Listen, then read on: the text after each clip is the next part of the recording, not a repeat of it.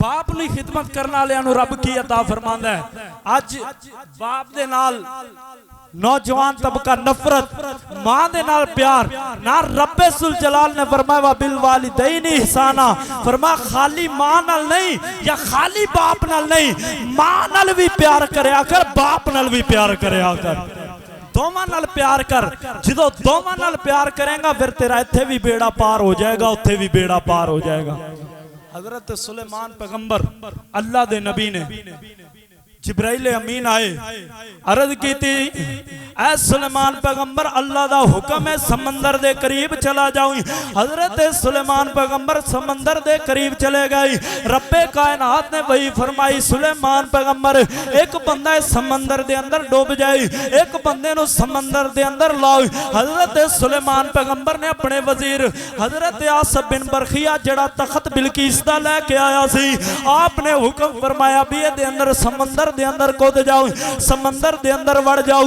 अल्लाह दे हुक्म दे नाल आसफ बिन बरखिया समंदर दे अंदर जिस वक्त समंदर दे जमीन जनाब समंदर दियां लहरां दे अंदर डुबदा होया काफी थल्ले चला गया, समंदर दी आखिरी तहवां दे अंदर गया।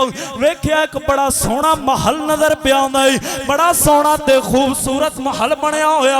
हजरत सुलेमान पैगंबर दा ए वजीर हजरत आसफ बिन बरखिया करीब गया, वेख्या बाहरों कुंडा लग्या होया। आपने कुंडा खोलिया ते अंदर वेख्या एक नौजवान अल्लाह दी इबादत पिया करदा है, हुण रुकू ते सुजूद दे अंदर जनाब मसरूफ हो चुकिया।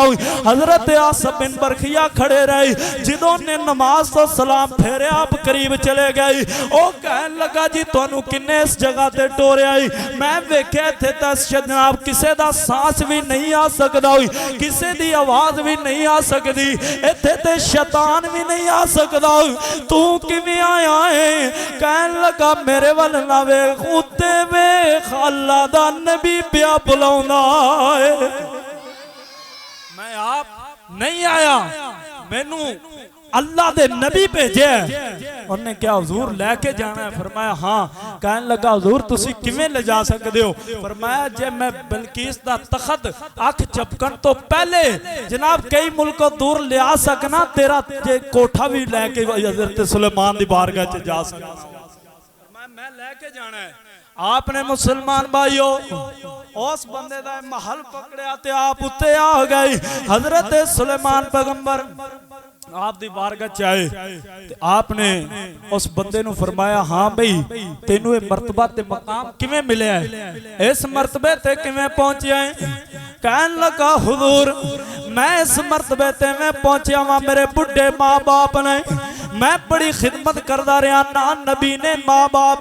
जिदों मेरे अब्बे जान दा आखिरी वक्त करीब आया, मेरे बाबा जान दा आखिरी वक्त करीब आया है, मेरे बाबा जान ने हाथों के दुआ की थी, मौला ए साडी खिदमत करदा रहा है, ए साडे नाल प्यार करदा रहा है, ए साडे नाल मोहब्बत करदा रहा है। मालिक अज मैं दुआ करना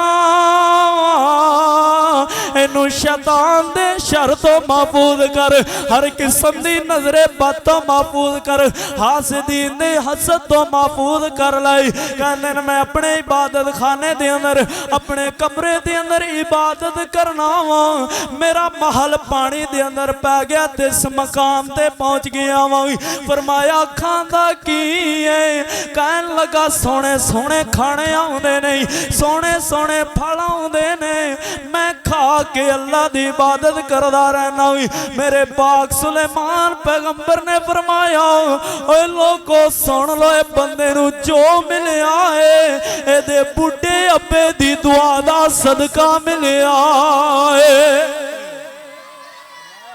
इनू जो कुछ भी मिले एदे बुजुर्ग बाप दी दुआ दा सदका मिले। कहन लगा हुजूर जो मेरे अब्बा जान दुनिया चो विसाल करन लगे हाथ चुक के दुआ की थी, मालिक ने साड़ी बड़ी खिदमत की थी है, मैं दुआ करना है दी इबादत नू शैतान दे शर तो महफूज फरमा, नजरे बद तो महफूज फरमा। रब ने मैनू उत्थे पहुंचा छड्या जिथे शैतान भी नहीं आ सकदा।